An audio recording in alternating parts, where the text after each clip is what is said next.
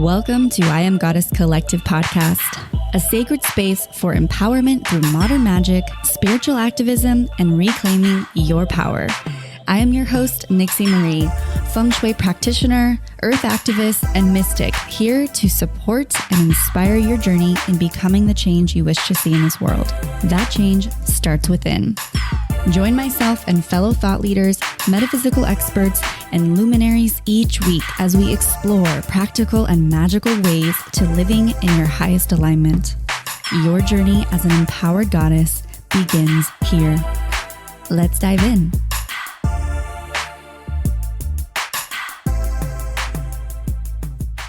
What's up, sisters? Welcome back to I Am Goddess Collective podcast. I am so stoked to be inviting a new month into our existence, in our environment. And this month is, guess what?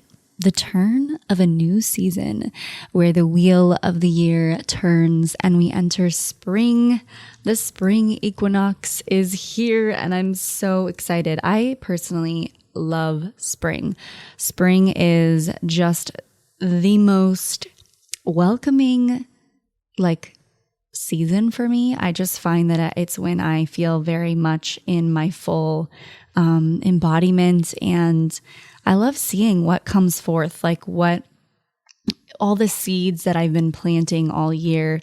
I love to see what grows from these seeds, and sometimes I'm often pretty impressed. I often see sometimes a big shift in things that I thought were going to come to fruition don't, and things that I had no idea would, they do. So I don't know, it's pretty darn cool to see what is going to be in store for all of us. So spring is in the witches' calendar is considered to be Ostara, and Ostara is really a beautiful time where we see the seeds, like I'm saying, that we planted come into fruition, and we get to really be sort of this birther. We get to experience our own rebirth and come out of the shadowy months and see the light and the sun hit us from a new angle, new perspective, and we might often see ourselves in a different light. And, if you are a practicing witch and follow the wheel of the year, there's an annual cycle of 8 pagan holidays, and each is called a Sabbath. So they fall during all the seasonal shifts and really energetically potent intervals. So there's lots of festivals and celebrations, as you all know, we talk about a lot here. Ostara specifically is on March 19th, and it occurs when the sun crosses the celestial equator from the south to the north, and that therefore marks the beginning of spring and also Aries season. So we've got Mimi Truong on the show today, where she's going to be discussing what Aries season is going to bring for us, what we're going to be discussing. We talked a lot about cycles and honoring our cyclical nature during this month, because we're gonna experience the shift of a new season, the shift of a new cycle. So I think everything that's been coming up for me in my personal life, and I can feel inside the collective, is that dusting off the cobwebs, really inviting more energy, more light in, spring cleaning, spring cleansing, not only our exterior environments, but also our internal. So, just going a little deeper into the spring equinox, it's a very potent time where the celestial energy is really, really powerful. The sun and the moon, they're in direct alignment, and I don't know, maybe you want to go dancing naked around a bonfire, and maybe that's not your vibe, but planting flowers and making a flower crown, wearing something that embodies nature to celebrate it, decorating your altar to invite spring in, bringing flowers into your altar, flowers into your home, all of these beautiful ways to invite the energy into your space. So if you feel called to also cast a circle, you want to put a candle in every direction, honoring the north, east, south, and west. And you want to really invite what it is that you're willing, like what you're growing and how your growth is going to bring balance into your life. So I'm so excited. Ostara is also guided by the goddess Bridget, who is the goddess of really spring. So it's exciting. And inside the Goddess Life membership this month, we will be diving into all of the energies. We'll have meditations. We will have workshops. We will have, we actually have a workshop with a Vedic astrologer, and she talks about how to find your abundance code, which I thought was very interesting. I'm working with my abundance code now. And so we did a video podcast together, and that's going to be inside the Goddess Life membership on an exclusive offering. And we'll have our full moon ritual on March, I believe it's March 9th, I think. Let me see. So I'm correct on my dates here. I think March 9th, we're going to have our full moon ritual. So if you want to sign up for that, you'll be able to do so. If you want to do it inside the membership, or if you want to do it separately, we will have an Eventbrite page up for that. So that's kind of like everything that's going on this month. But I do have a big announcement. I feel like I've been announcing so many things lately, but I do have a big announcement, and I've been really tuning into like when it's time to release this and when it's time to express some of the things that are shifting inside Goddess Collective. And of course, in springtime, it just feels really appropriate. So I am excited to share that I started a Patreon page. And I did this because I contemplated quite a bit on how I could really be supported in growing this podcast. And my mixer broke, my mixer that I usually record with two people when they're live in person. And so, all these little things like started happening around me, and I broke my finger, as some of you guys might have heard on other episodes. And I thought, I feel a little depleted in some ways, and I haven't often been asking for support. I've been giving, and being the supporter for other women to come on here and be seen. And I feel like, I've got the Goddess Life membership, which is amazing and great, but I wanted to ask for support to produce the show, and to also just note, like, this podcast is free to listen, but not also free to be created.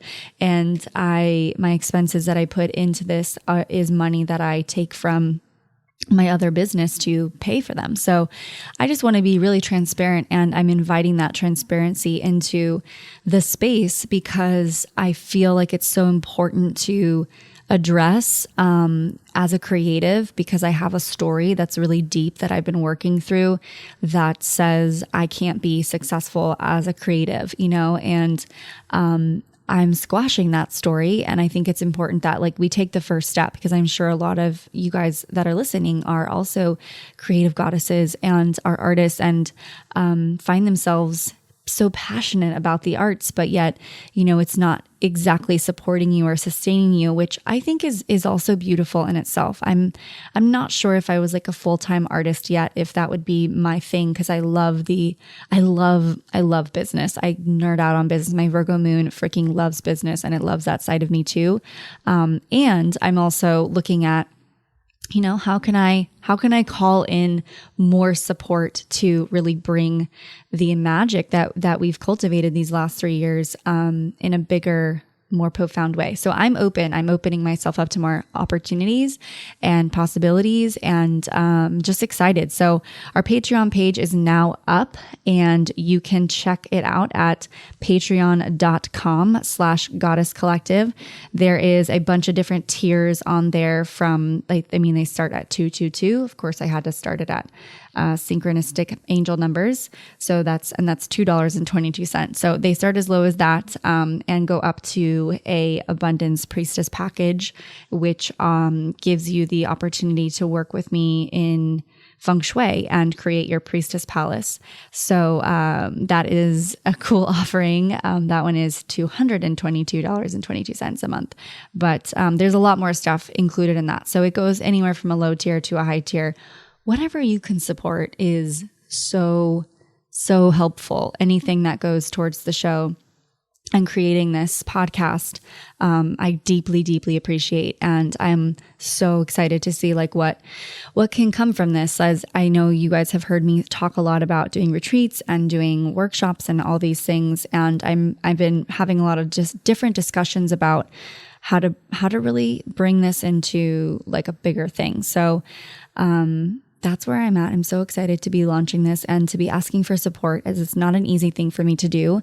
And I'm often the supporter, and I love to support everyone. But again, I've been feeling that like depletion and recognizing that just because like I think this is a very deep story in people pleasing and also wanting to look like I've got it all figured out or I've got it all put together and then I don't need the support. That came from my broken finger.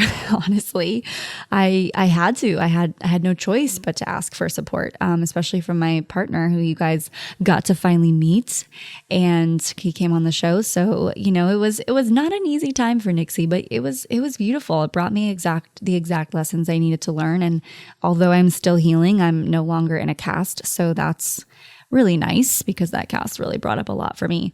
But that deep feeling of like inadequacy and helplessness is something I think I often mask with working and doing. But then it's like, am I really getting anywhere? Or I don't know, I'm just rambling and going off on a tangent about this because it has just been so much on my mind since I've been sort of introverting and going within and had this little setback in my life. So I'm excited to be putting that out there. So if you could by any means support the show, head on over to patreon.com/Goddess Collective and check it out. I got a little video up there talking about the podcast, and anything you can contribute is amazing and always appreciated. So I'm going to pull a card before we get into this episode with Mimi Truong, who is our resident astrologer. For those of you that are just tuning in for your very first time, hi, welcome to the show. We have Mimi on every single month. She talks about the astral insights and what's to come for this month, and it's just such a fun divine time to reconnect with my sister, and we just like get to catch up, and you guys get to hear what's going on within our lives and also how the astral insights are going to support you. So, okay, we've got a card that I just pulled from the Moon deck, which is our lovely sponsor and a dear sister of mine, Arana Leah. And she created this deck with a fellow goddess, Andrea Kay, who was the illustrator. And I'm obsessed with this deck. You can also get the deck at themoondeck.com/goddess. You can get it for 10% off. She also has an amazing like wood box that you can keep your tarot oracle cards in, specifically, obviously this one, because it's a magical. Okay, so our card that we have today is really freaking cool. It really resonates with what we're going to be talking about actually in the podcast. The message that's coming forth is, with focus and intention, I can shape energy in any direction. And the image on the card is two nude, beautiful women who are holding, it's almost like they're holding up this imaginary air of frequency, like they're sitting there meditating on their knees, holding up this energy of how they're focusing their energy. And I actually talk about this now that I'm thinking about it. I talk about how we create and how we are, what we believe in and what we create in life kind of creates this energetic frequency that becomes true. So this is the manifestation card, of course. And there's a flower of life symbol on the card, and there's a yin and yang, like black and white image behind that, like kind of drawn into this flower of life. So, wow, manifest card, of course. This card being the manifest card, just reminding us too that, you know, energy has rhythm, it has a frequency, it has vibration. And when we focus on our intention and are purposeful, our ability to shape that and turn it into something that's physical and direct it into a desired direction, like aiming it, we allow for it to be really magnified. So if you've been looking to hone in on your manifesting skills, this month might be a very good time to do so and really find like, what is your manifesting power? I think we each and every one of us really have our own manifesting gift. Like mine is definitely through movement and through generating energy. And I've learned that based on like whenever I'm moving, that's when I'm always bringing in new opportunities, and usually when I'm manifesting at my highest. So, play with different modalities. I think we have a month in the membership site that explains like manifesting and how to find it. I can't remember which month it is, but if you're in the membership site and you're looking to dive into that, I know you can, but you can also just, find book resources, find ways in which you can discover your internal compass and how you generate energy. And maybe it's through meditation, maybe it's through yoga, maybe it's through your creativity and drawing and painting. Just discover that. And if you know what it is, use it, use it to manifest and use it to be intentional with what you're creating in your life. So thank you so much, the Moon Deck, for bringing us that beautiful insight today. All right. Well, without further ado, let's welcome our lovely resident astrologer onto the show, Mimi Truong. Hello, Divine Sisters. Welcome back to another episode of I Am Goddess Collective podcast. Happy March. We are yet again in another month, which I'm sure if you have been listening for a long time, you know what that means.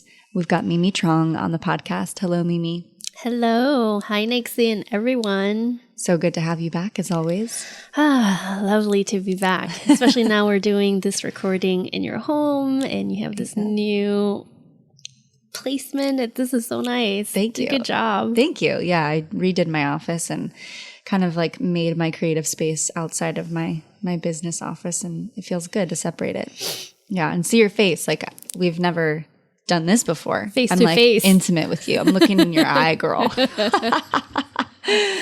Yeah, it feels good. Well, hello everyone. Thank you so much for being here and visiting this podcast once again. As always, I love that we, get to do this every single week. And especially when Mimi comes over, we spend like a good hour, maybe a little less or so or more. It just depends when she comes over and we get to like catch up. And I don't know, this specific episode that we do, really, it's a good one. I think you guys all feel that it's a good like catch up. Okay, where are we in the stars? Like, how is that affecting our lives? And every time we talk, it's always so synchronistic to what we're going to be discussing and what you kind of share about the planets. So, how is are we out of Mercury retrograde yet? No. Sorry. How has yours been so far? Definitely much better than last year's March Mercury retrograde. Yeah, I feel a lot easier with this one. So much lighter. Mm-hmm. And I think I have had a lot more fun this time. Certainly integrating the wisdom of Mercury retrograde in my life, and not too many crazy stuff happening. So, yeah, there's so little, sometimes you just kind of let it go, just goes by. Yeah. So knock on wood, we still have a few more days. So my intention is to roll with it. Yeah. What about you? Aside from like small technology stuff, I mean, it definitely feels a lot easier. Like the last year and all of last year's retrogrades really felt heavy. Yeah. And like you could feel the shift, this one, I think by now, like I'm feeling much more prepared for them, and, I don't know, last week we sent out an email blast and I kind of tuned into the energy, and it was like, Mercury wanted to almost say like, it's up to you to become the wise one when I'm not here. And instead of like being playing into this whole like, oh my God, it's Mercury retrograde, what's going to happen? But be more like, how can I be prepared to slow down and to be like more going within? So kind of inviting it more as like an opportunity to heal and to look at all these other aspects versus like doing and just using it for what it really is here for. Yep. You know? Yep. Which I think our society is built around the opposite of what it's here for. Yeah. So that's why I think it kind of becomes challenging. Yeah. And I don't remember when was the summer Mercury retrograde, but this year it's definitely water. All the Mercuries are retrograding in water signs. I know last year we had for sure the Mercury in Pisces, retrograde in Pisces. I absolutely remember Mercury retrograde in Scorpio, and it did move a little bit in Sag and then back into Scorpio. But I guess I blanked out on the summer Mercury retrograde, which is maybe a good thing. I don't know. But this year for 2020, all 3 Mercury retrogrades will be in water sign. So the next one's going to be in Cancer, and then we're going to have Scorpio again. But I think this year more Sag than Scorpio. So what this really means is a lot of our emotions, right? Like flowing in and feeling deeply and thinking about our emotions. And so be really connected to that part of ourselves. And I think in the last few years with the advent of a lot of spiritual practices, and it's just becoming way more mainstream to have these practices of awareness, practices of meditation, practices of self-care, practices of doing inward work. Really helps us move through and understand Mercury retrograde. Of course, there's a lot of people that still makes fun of it. And, you know, it's not about making and blaming everything on Mercury retrograde, but leveraging it and using it to our advantage, because it's going to be there whether we want it or not, or whether it's to blame or not. But hey, it's just like anything, resources. It's like talking about abundance. Yeah, abundance is all around us. Are we accessing, doing the things, being connected to what's available around us to bring that in for us and work for us? So Mercury retrograde is the same thing, you know? Yeah. Well, I feel like there's just been a little, like a lot of shifting happening, you know, not so much in the regard of it being hard, but more like it feels a little lighter. Like, you know, last we talked, it was like, oh my God, it's slow. There's a slug. It's moving so slow. And it feels a little less slow, but in a very healthy way. Yeah. Like I've come out of this last phase a lot more intentional with how I move my body, how I like approach a situation. Cause my old way of being was very sometimes frantic and like running around trying to manage all the day-to-day things that I've got to do. And when I broke my finger, I realized, I first of all can't do that. And I actually really liked the new pace that I sat into. So, you know, it's been there for a lot of different reasons, but I think that that's a good thing to just like revisit is remember, you know, take note of your pace. Like, are you going too fast? Are you going too slow? Like both of those things, you know, kind of finding where your pendulum is swinging, like too fast, too slow. Find that like middle ground. And that's where I think, I don't know, a lot of us are kind of trying to figure that out right now. Like, where is that balance? Yeah. And it's funny because I just came back from my trip to New York, and I was traveling during Mercury retrograde. And when we booked it, my husband and I went to meet with a business coach and consultant.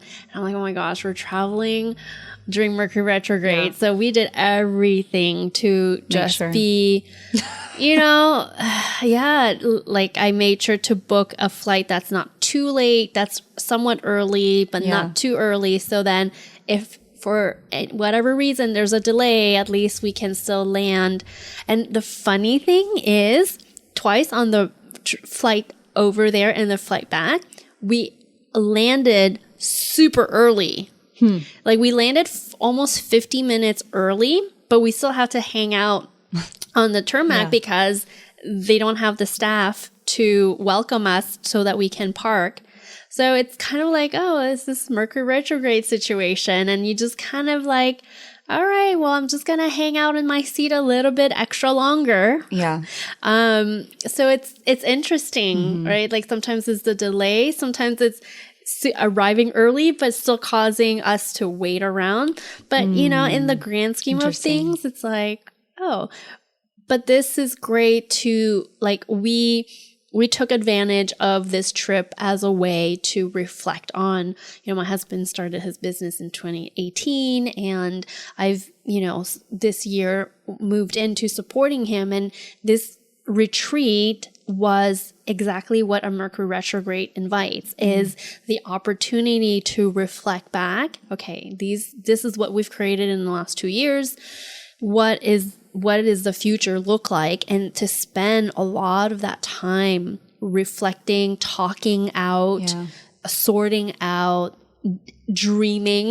completely dreaming out of, you know, this reality that we thought we were going down, and to reimagine it. And if we use Mercury retrograde intentionally in this way, we can come out of it really getting a lot out of it. Right. So yeah, that's what came through. I was like, yeah, just use it. Like use it for what it's there versus fight against it and try to go. I mean, that's where we come back to nature being the best teacher. You know, nature doesn't like fight through its the birthing process. It doesn't fight through the growth process. Like there's just a natural flow and rhythm.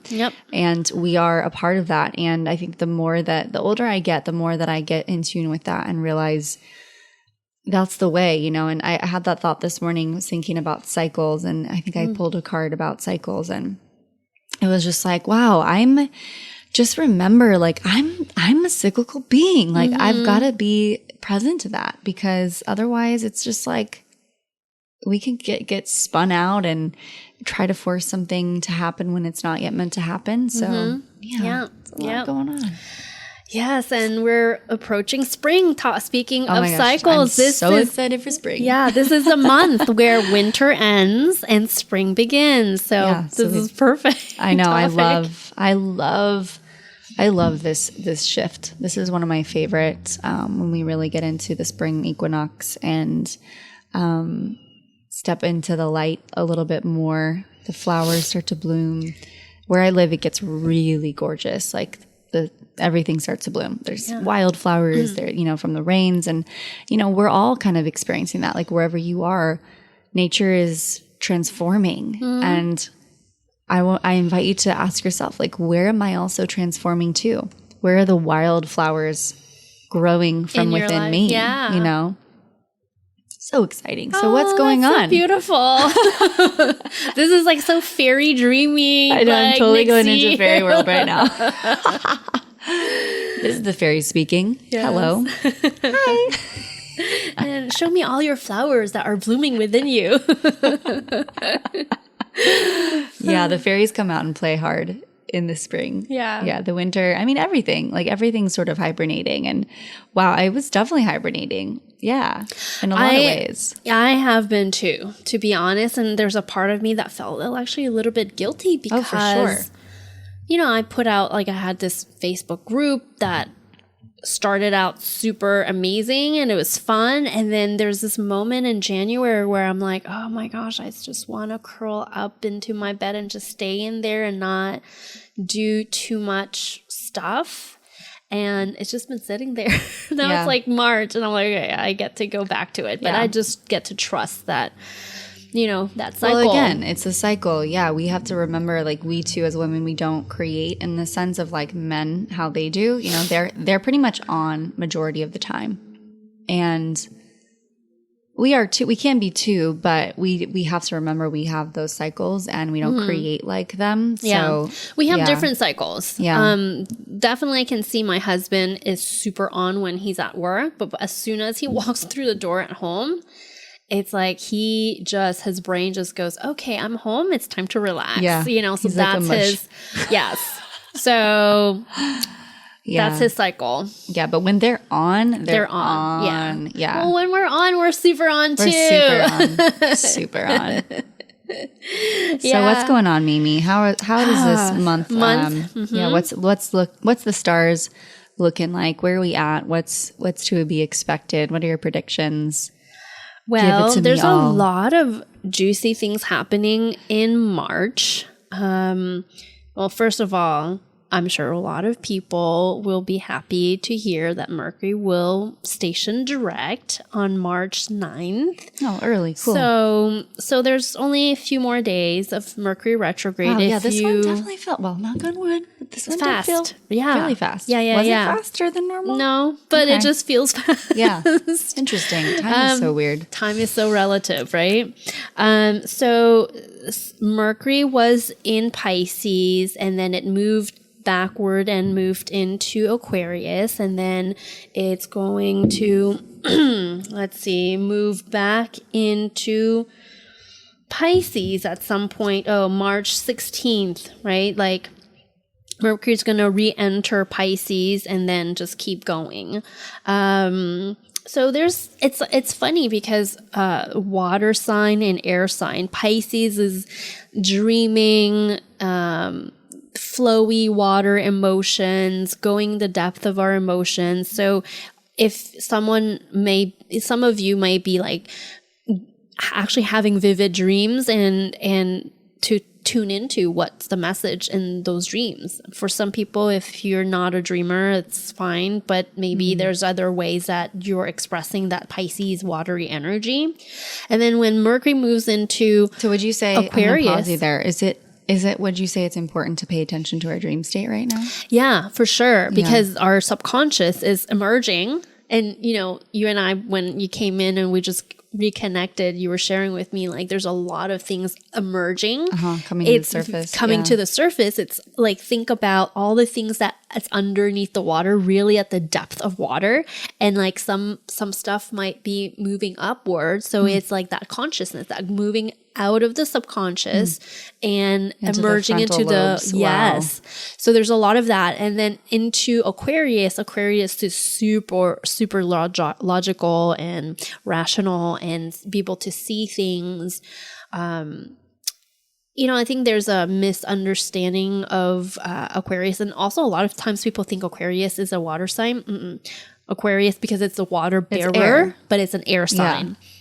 So it's highly intellectual. Right. So it's, if we are moving through the Pisces Aquarius energy, well, we can be aware of what is emerging from our subconsciousness and then use that in a very objective way and see, okay, well, I've learned this about myself, or I've discovered this, I've experienced this. So what am I going to do with it, right? At that point with this Aquarius energy is our mental state is more analytical. So being able to see it in different angles and not feeling like all sad or emotional about it, but being observant and then decide or explore, to be curious. Aquarius energy is breaking new, like it's the innovator, it's the visionary, be able to see the possibilities. Right. So it's that mental exercise.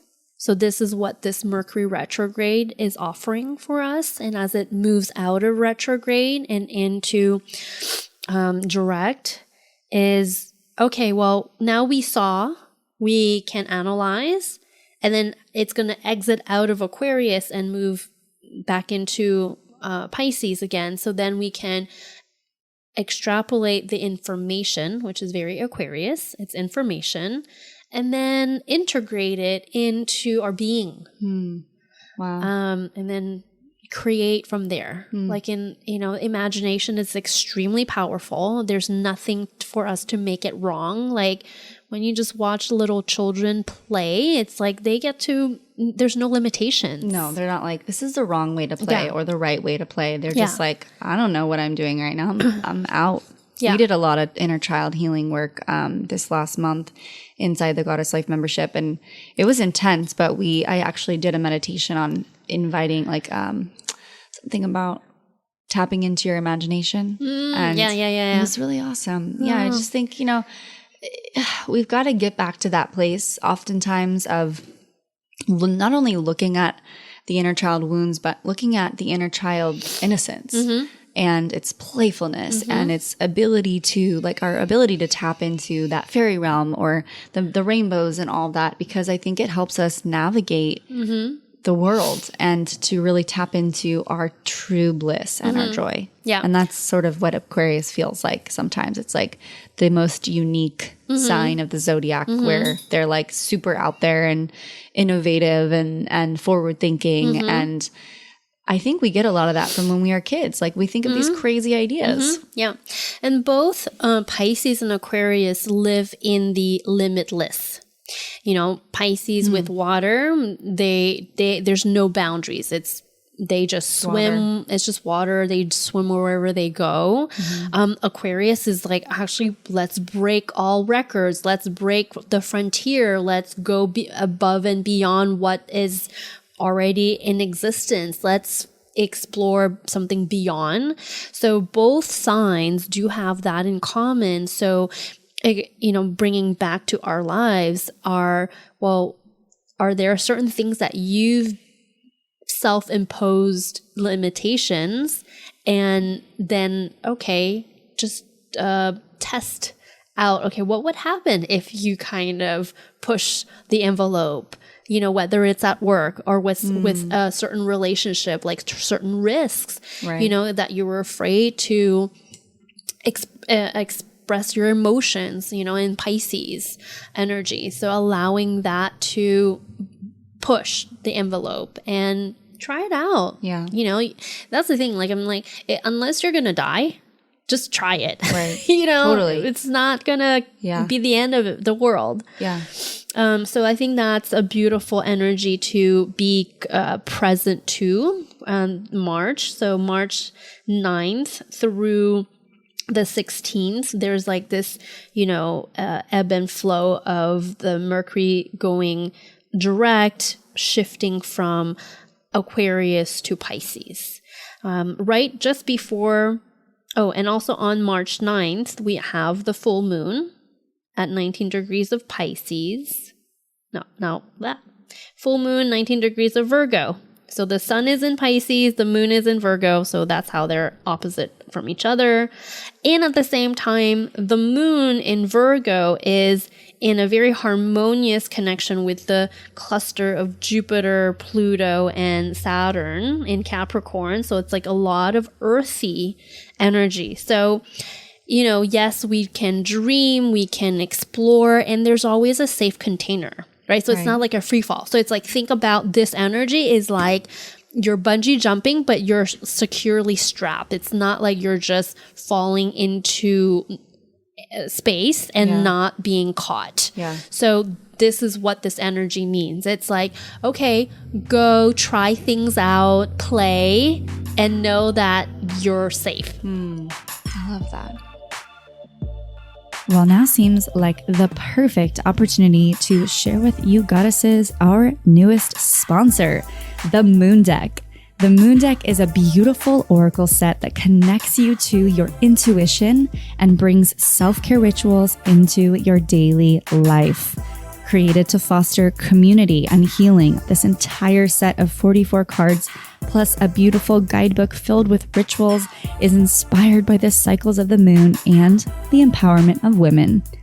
It shares insights on growth, purpose, practice, and emotional well-being. The Moon Deck can be worked with as an oracle guide, as a daily tool for reflection and meditation, or simply in a tarot-inspired spread. As a goddess listener, you receive 10% off the entire site. So head on over to themoondeck.com/goddess and enter code goddessmoon to receive your discount. Happy rituals and oracle card pulling, sisters. I love you. Knowing we're safe to navigate through any type of shift or kind of getting into this like comfort of ourselves, like who we are, playing in our inner child, we have to know that we're going to be safe in that way. So what I'm hearing you say is really that this energy that we're kind of going into is going to make us feel like safe enough Yeah. to some degree to go there. Yeah. Yeah. Yeah, it's not like the impulse. This is not an impulsive push to do crazy stuff. This is like So no jumping off jumping out of airplanes right now. but they will be safe, right? That's true. So it's As not long as you got your parachute. Yes, as long as you have your parachute, you get grounded on, what is the safe thing to do, and you've gotten a pro and all that stuff. So, Okay. In your life, it's okay to, there's going to be things shifting in our lives that's making us uncomfortable. But, overall, there's going to be like a pad, or there's going to be something that we're going to land on and it's just going to catch us, or like a net, right? Like, go do some trapeze, like, experiment and have fun and know that there's a net that's going to catch you if you fall. Yeah. That's okay. Yeah. Totally safe time. It's nice to hear. Thanks, Mimi. You're welcome. And just before the 9th, so I'm going backwards, March 4th, Venus is entering Taurus. So Venus has been in Aries, so she's been like a little bit feisty. Venus is the planet of love, relationship, money, our values. Actually. So she's been a little bit feisty. She's been trying to fight for certain things, right? She's like that one that's going to go and champion what's wrong and what's not right and da-da-da. Like, she'll fight. Doesn't matter what it is. If you tell her to fight, she'll go. But now she's moving into Taurus. So now it's like, okay, we fought that fight. Mm-hmm. Now it's like, what do we got to do now? It's bringing yourself back to the ground. It's not as fiery. Taurus in the sign, in the planet of Venus is super comfortable. So now we're like, okay, we're tired to go and battle. Let's go back home and cook a good meal and eat really well. And just like shower, get cleaned up. Let's like get in our pajamas. Like, it's the comfort place, right? So now it's shifting into a really different energy. So, so what can we expect like in relationships? So maybe if there's been, so for those who are been questioning a relationship, now it's time to feel and do the things that requires you to feel grounded and safe and stable. So, but it might mean to have a vulnerable, scary conversation with the partner and say, hey, so what's happening with us? So that could be it. For those who have secure relationship, maybe it's like looking at what's next, like what can we do to it's finding what do we value, like that will move us to the next step if you guys are in that place. Yeah.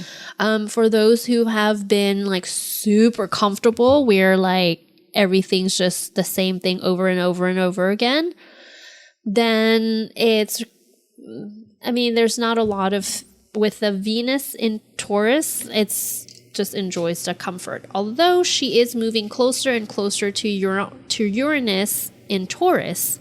Uranus is a little bit of that disruptor to want to make things a little bit interesting. I've never really understood Uranus. Yeah. So you will definitely understand. Let me see what can support you to understand Uranus. So most people are not going to experience a lot of Uranus energy until they're in their early 40s. But maybe but if you think about mathematically speaking, half of that is in your 20s, so early 20s, so 20, 21, 22. During that time, Uranus was probably transiting Uranus was squaring your natal Uranus, generally speaking. So think about what was disruptive for you in your life that's causing you to go, I need either my independence, I need to, for some people, there's going to be an event that will raise your consciousness, or shift your consciousness. There's something maybe that has happened that just kind of went like, it's like a punch in the face and go, whoa, and it's sudden, right? Uranus doesn't come along slowly. She comes along like, it's like rip that band-aid off, and then you're going to be in shock for a little while, and then it's just going to sit with you for a while, and then you're going to process that. For those who... Yeah, I broke up with my first boyfriend at 21, so maybe that was it. 6 years we were together. Yeah. So there was there was a realization that there's a moment that just clicked. Oh yeah, we've been like down the loop of breaking up, get back to there, break up, and it was. And then what was that thing that got you go? Okay, this is enough. It was the way something happened in the way he said. Like I finally realized I was being manipulated after many years. And I finally realized I'm getting played. Like there were so many realizations, but I think it was in the moment that he literally said, I'll make it up to you and I'll take you to Taco Bell. And I was like, motherfucker, I am not going to Taco Bell. Like it was kind of our thing, but it just like all of a sudden I was like, he thinks he can make this up with Taco Bell. This is so much deeper than just a bean and cheese burrito. Yeah. You are more than cheese burrito. I am more than a fucking bean and cheese burrito, you guys. Seriously. Now I'm eating takaya, organic Mexican with my man. You know, I'm getting fucking served gluten-free, vegan cheese. That's what I'm talking about. Upgrading. So there you go. Now do you understand Uranus a little bit better? Okay, thank you for that clarification. I'm sure other people feel just as clear now. So that's kind of what Uranus is about. It represents that. Probably Uranus would want to be called it. It probably is androgynous. Androgynous. Yeah. That's how I think it would actually, if it was a character. Physical form. Yeah, it would be that. Interesting. And so Venus is traveling and getting closer and closer to Uranus. So during that time period, like the first week of March, there's going to be a little bit of, there's a little bit of that excitement, even though like there's this comfort, like, okay, let's get into our pajamas. But maybe it's like, ooh, maybe sexy silky pajamas. Ooh. Or now it might be like, oh, well, we're getting really cozy at home and just watching TV, but let's turn on the fire or like a fireplace, or maybe it's just doing something completely different, right? So it's doing things that's comfortable and familiar to us, but let's like shifting it a little bit, like edge it out a little bit and make it interesting. Yeah. Spike the hair a little more. Yes. Put on a little black makeup. Yes. Some eyeliner. So it could be something lace like bra that. underneath your robe. So that's could be that. Or it could be like you said, for some people, it's like, okay, I've had enough now. Let's stop going through this cycle. So Uranus can come through and just interrupt that cycle. Okay. As it so relates Uranus is to like an interrupter. Totally. Yeah. Yeah. Rebel. Sounds appropriate. Uranus. Yes, exactly. Uranus. I don't know. Or get that out of your Get Uranus. that out of your Uranus. Get that stick out. So. Oh my gosh. Wow. Yes. And then after that, Venus will move pass through Uranus and then away from Uranus. So whatever it is that we are separating or ending or shifting, things are going to be like, it's like a sediment that just, slowly going to come back down and literally rest. I keep seeing like I keep getting this visualization now of like you literally pulling your head out of your ass. Like wake up. Like get your head out of your ass. It is. And it could be about, relationship and also money, because Taurus is all about finances. Oh, yeah. And, I talked about a few times our values. Our values is our template and that informs us of what's really important.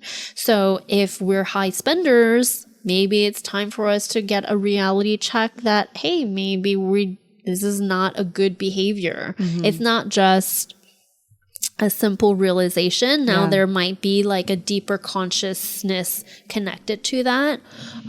For some people, it's like if they realize the relationship is no longer what it is or not what you want, because you're clear that your values are not the same as your partner's values, and it causes a breakup, then, you know, be a stand for that. And to be able to see the possibility. Again, Uranus shows us, Uranus is the planet connected to Aquarius. And we talked about Aquarius with, you know, Mercury. So Uranus does the same thing with Venus, is either we change the way that we spend, make, or save money. I'm ready for that. Yeah. I'm ready for that one. Yeah. And same thing for relationship. It might change the way that we see how we relate, love, or break up. You know. Yeah. So that's going to be really interesting the first few weeks of March. What else? Letting go of a lot of also attachments with tangibles is a lot of the Taurus energy. You know, being clear about what we want, and then the things that are not important to us physically, tangibly anymore. So the whole concept of the Marie Kondo from last year can continue for some people this year in a different way. Where I think it's a continuous cycle. Yeah, to just constantly be in letting go and right, trashing out the garbage and keep the things that's actually valuable. Like that's the whole concept of minimalism. If you, I mean, in some respect, we can see Venus and Taurus conjunct Uranus and Taurus could be an invitation to go, F it. I can live my life without all this shit, because it's just crowding, you know, it's not comfortable anymore. It just feels like overcrowding. So it's looking at, do I want more of the things that brings me joy and there's greater value to me, or to just be surrounded by a lot of just junk that I've accumulated over the year? So use this concept in a lot of different areas in your life. And for some people, it will be in different, depending on the house that your sign is in, right? So, okay. But generally speaking, that's what you can. So where's my I house? know that you have a Taurus rising. I don't have your chart in front of me, so it could very well be, but I feel like it's going to be in your 12th house, because this is early degrees of Taurus. This is like 0, like Uranus, I think it's like at 3 or 4 degrees of Taurus right now. So I would imagine that it would be in your 12th house. So there's like 12th house is spiritual. But also it is for some astrologer, they see the 12th house as not your career, but your presence out in the world, like your impact to the collective, because the 12th house is the collective consciousness. Okay. So if you're in the work that pertains to the collective consciousness, then it will disrupt that. Like there is a coming to awareness of those elements from a spiritual standpoint. But if that's part of your work, then it will impact that as well. Interesting. Mic drop. I'm like, okay, what's going to happen? Is there more things coming? I mean, there's always more things coming. There's always more, Know. But Mimi's got this smirk on her face. There's always more. You're right, Nixie. There's always more. Also, other things that are interesting. What's going on with the moons? What do you mean? Like what are the moons? And I feel like the full moons and new moons lately have been sort of like, you know, really interesting, because I felt them all. I mean, I'm always working with the moons, but lately I've been like stopped in my tracks at something. Tell me about it. Yeah. So we just had the new moon. New moon, the last. We're recording now. Well, I totally, you know, like we were talking earlier, how we navigate sort of the material world and what we do and our business and kind of external from the more mystical side and magical side of things, and why we keep that part of ourselves to to stay in that cycle and stay in tune with like the truth of who we really are. And because I have been so like committed to my cleaning business and growing that right now, there's been, and then also, you know, growing this, but there's been moments where I completely forget about what's going on in the stars. And this last new moon, like I was literally stopped. I was like, there was this just feeling that came over me, and I was like, whoa, there's something happening. And then I just remembered, oh, it's a new moon, but it was my emotions that allowed me, like I felt such a heavy feeling of anger and in the collective, like repressed anger, and also my own from past trauma, from experiences. And so it really stopped me in my tracks. And I was like, whoa, okay. Not that I was like feeling anger in that moment. I just felt like, whoa, there's this emotion arising and what is happening. So it allowed me to then look at the stars and see, oh, it's the new moon in Pisces. Yeah. So that stuff's, you know, interesting because it's as I've gone through, it's like normally I'm like, oh, what day is it? Like, when is it happening? It's on my calendar. Yeah. But I've been so out of the tune of that, but so in tune with it. Yeah. So yeah. Well, yeah, I've been all my life, as much as I've been really into astrology, I was never ever been into the moon cycles until the last maybe 2-3 years is really when I start paying attention. Yeah. But even when I started saying, okay, there's something in this for me to look into, like the moon cycle, it hasn't been until I would say the last year that I started really feeling the energies of those new moons and full moons, because I think I've, you know, like what they say, what you focus on is what you create or generate, or, you know, and because I've been so present to these new and full moon energies, they become more and more potent for me.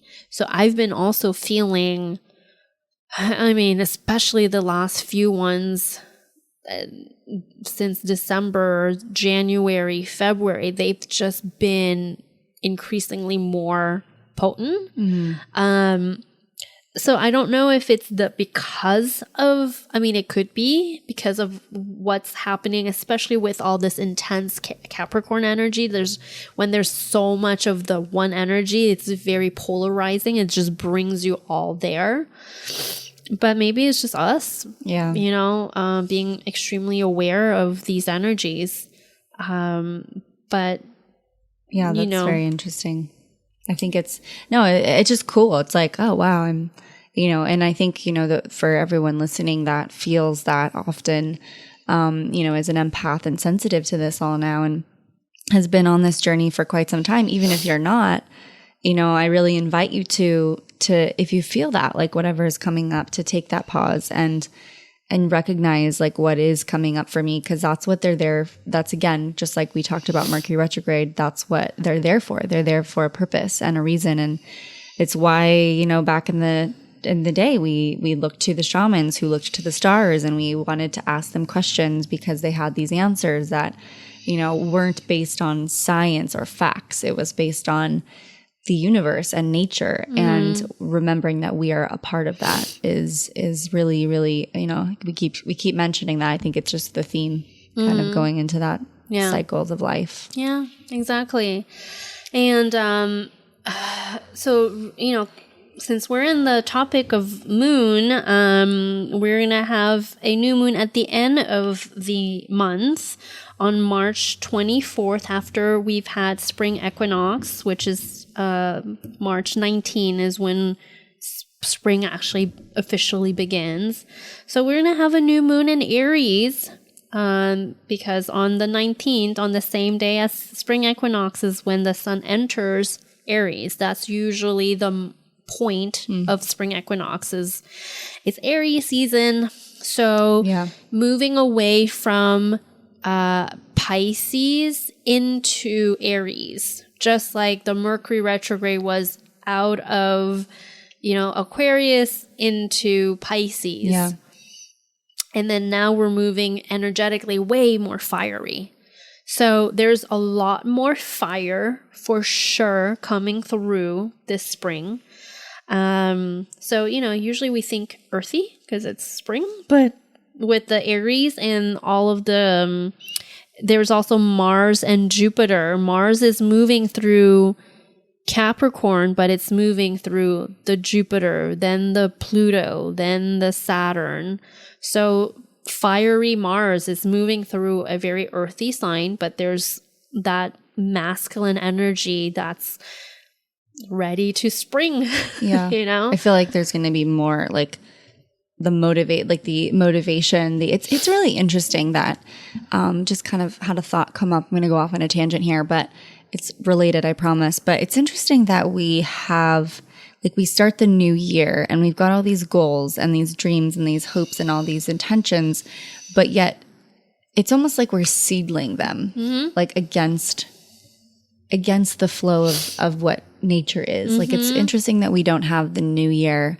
Like, I like the Chinese New Year instead because it's a little bit later. A little bit later. And January is not a really motivational time. No, not at all. It's really, well, that's because we're following the Gregorian calendar.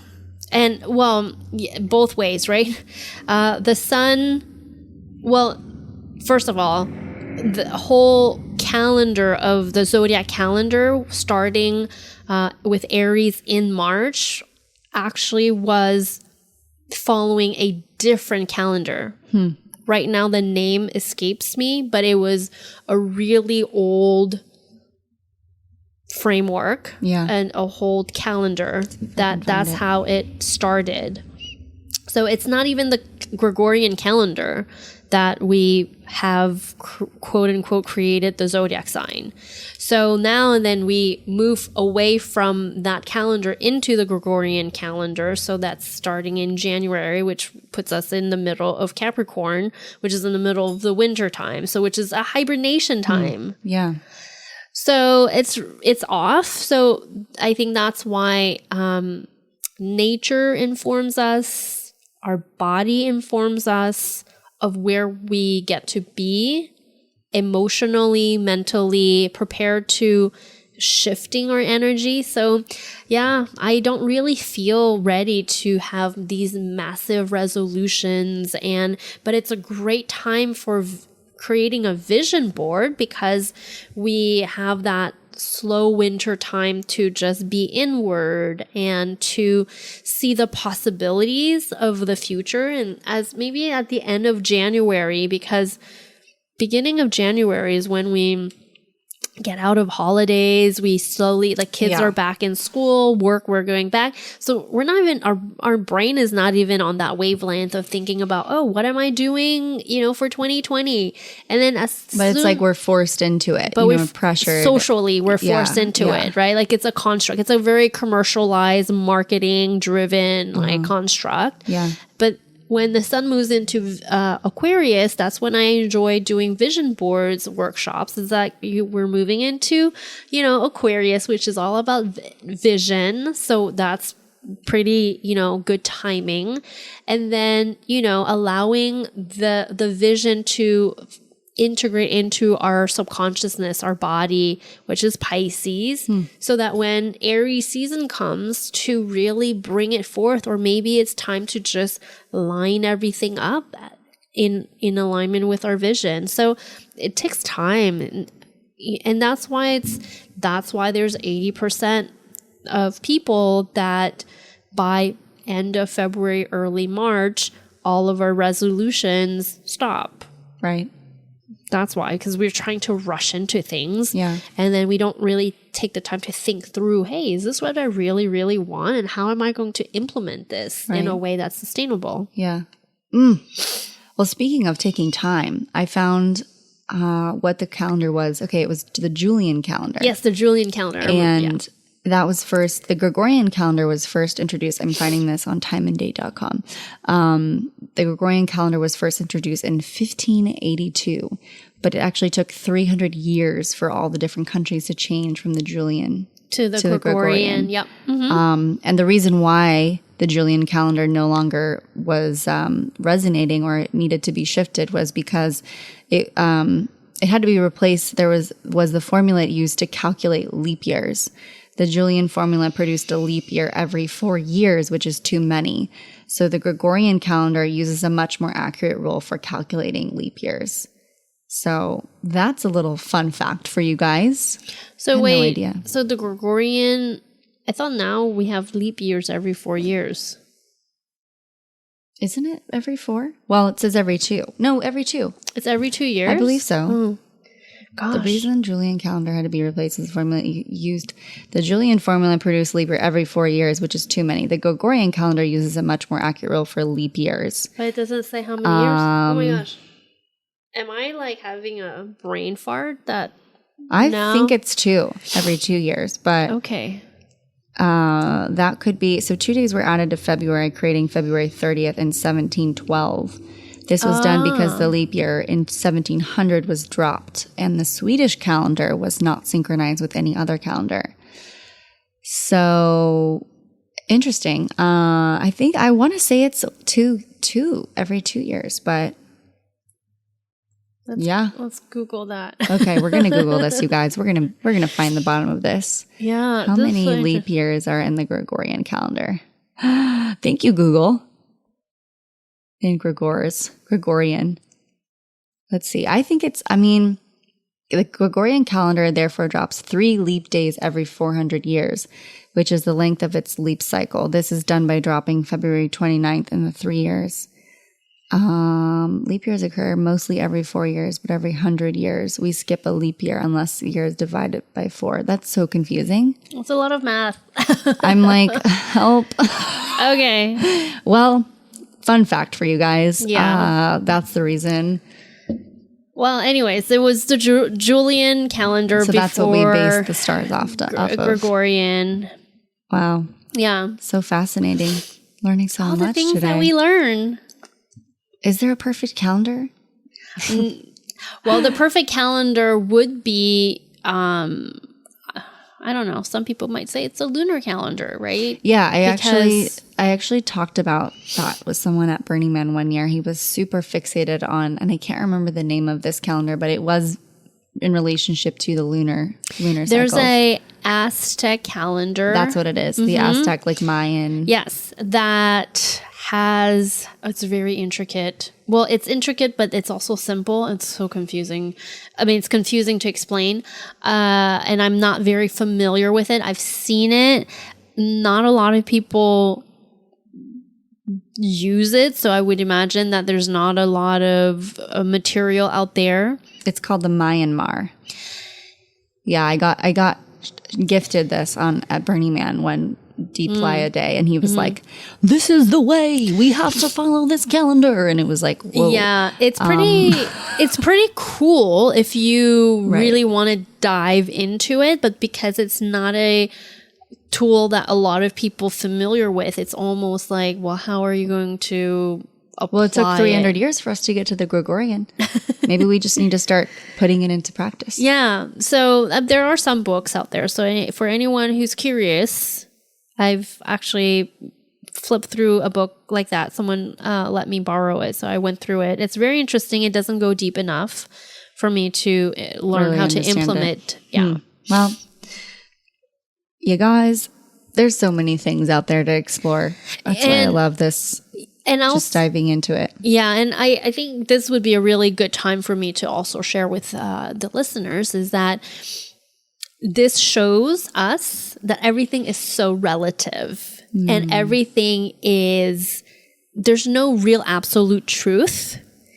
So for those who are moving through life, healing through certain things that have happened in the past, it's, I mean, I know this, I'm getting philosophical here, but just as like there's different types of calendars, there's different perspective, there's different systems. Yeah. So nothing is, it is only what it is because we say it is. So as we are journeying through our lives to understand why certain things happened to us that had pained us or caused pain and suffering and blah, blah, blah, allow ourselves to understand, oh, it happened. Yes, we're honoring that it happened from our experience, but nothing is fixed. Everything can be shifted and reinterpreted from a different lens and perspective. Yeah. So cool. I mean, truth is what I really believe, like, okay, so this is kind of a philosophical concept too, but I believe that like when we give thought to something, when we give energy to something, it becomes real.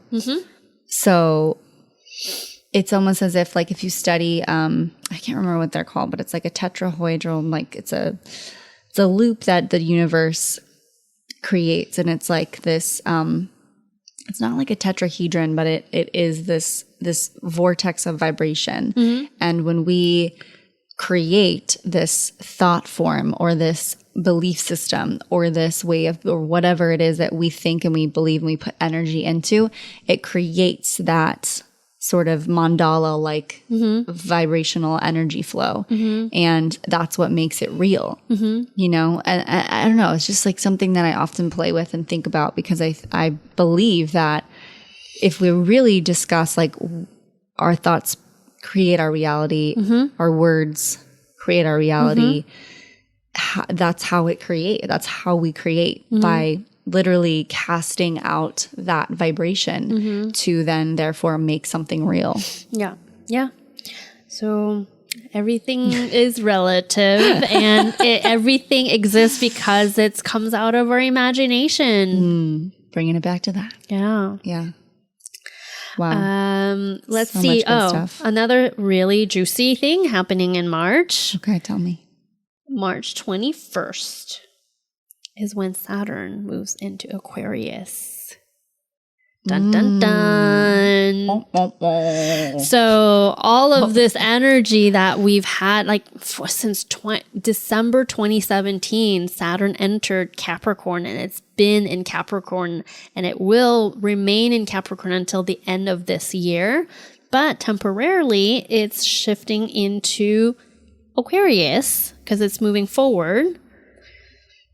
And at some point during the springtime, Saturn's going to go retrograde, because all planets goes retrograde, by the way, except for the sun and the moon. And Saturn's going to go retrograde, moving away from Aquarius back to Capricorn. But from March 21st through July 2nd, I believe. I could be wrong, but anyways, for that period of time, Saturn is moving through Aquarius. So what does that exactly mean for us? What is Saturn? So we're shifting. So Saturn is all about our sense of responsibility. It's the work. It's our karma. It's the structure. It's the lessons we're here to learn, the things that we're here to do in a responsible way. How have we been doing it? Very Capricornian, right? Like getting down to work, doing the hard work, doing the groundwork. Now it's shifting into Aquarius energy, which is airy. So we've already talked about that earlier with the Mercury in Aquarius. It's the collective. Really looking forward to that. Yeah, it's lighter for sure. Yeah. But there's definitely going to be a collective shift with this Saturn moving into Aquarius. Aquarius, it connects us to the community, social change, friendships, either very innovative things or things that are so outrageously wild and different.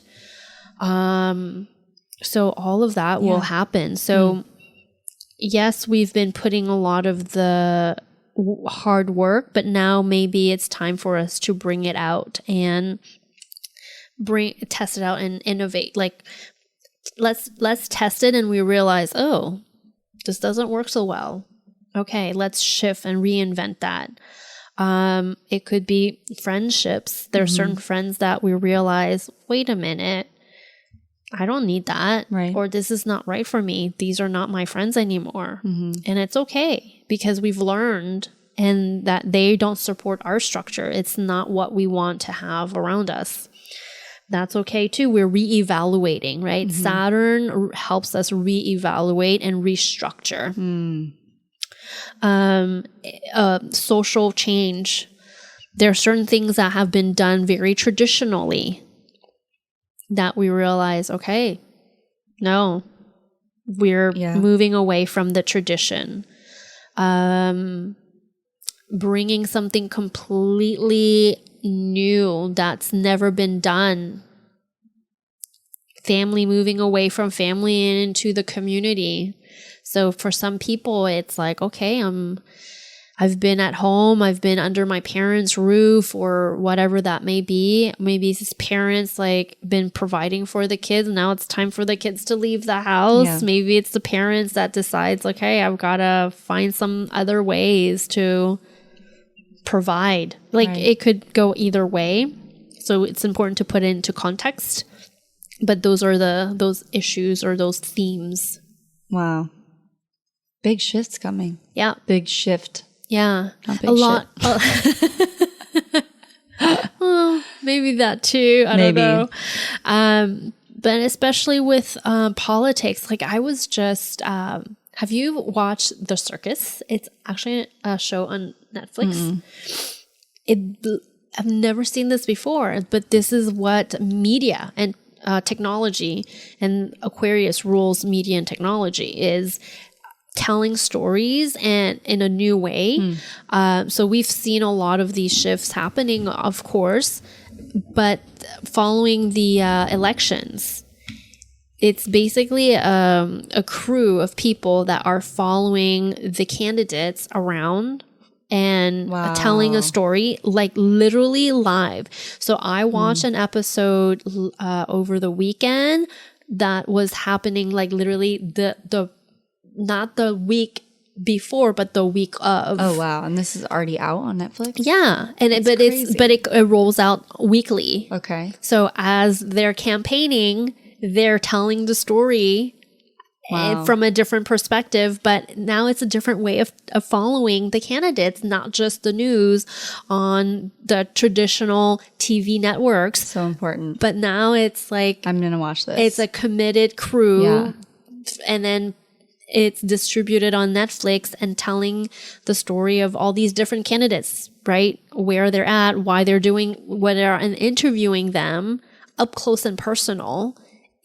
And away from the traditional media. Wow. That's amazing. Wow. So that's kind of what I think that's what I'm seeing with this Saturn in Capricorn, in Aquarius. Yeah. Wow. Well, this is going to be an exciting month. Yeah. It's just the beginning because it's spring. It's spring. We are bursting out of our flower buds. Yeah. Yeah. So any exciting. questions? I know there's a lot. There's a lot more, but I think I've highlighted the major points. And for everyone's have their own specific chart to really see what all of these different shifts, how that shows up in their life. Then come for a reading. Yeah, totally. I think collectively we pretty much nailed it. I feel very much in alignment with the shifts and what we're going to be coming into, especially with the energy I've been feeling come forth with March and spring. And I'm excited. So thank you again, Mimi, as always, for coming on the show. Oh, my pleasure. It's been so fun. Yeah, I love these, as I've said many times. So as you all know, Mimi is a astrologer. She's resident astrologer here at I Am Goddess Collective and comes on once a month. For maybe any of you who are new to the podcast, you are going to generally get used to hearing her every single first of the month. And we just dive into like everything that's going on in the stars and our personal life, how that relates and what to expect in your life. So if you also are interested in working with Mimi, you can get a reading with her personally. And where can everybody find you? At Exalted is the name of my business. So you can find me on Instagram and my website, igzolted.com. Amazing. Well, sisters, I hope that this podcast brought you a deeper insight onto what to expect and some of the predictions for this month. And thanks again for being here. I love you. I see you. I hear you. And I will see you next week. Bye for now. Bye, Mimi. Bye.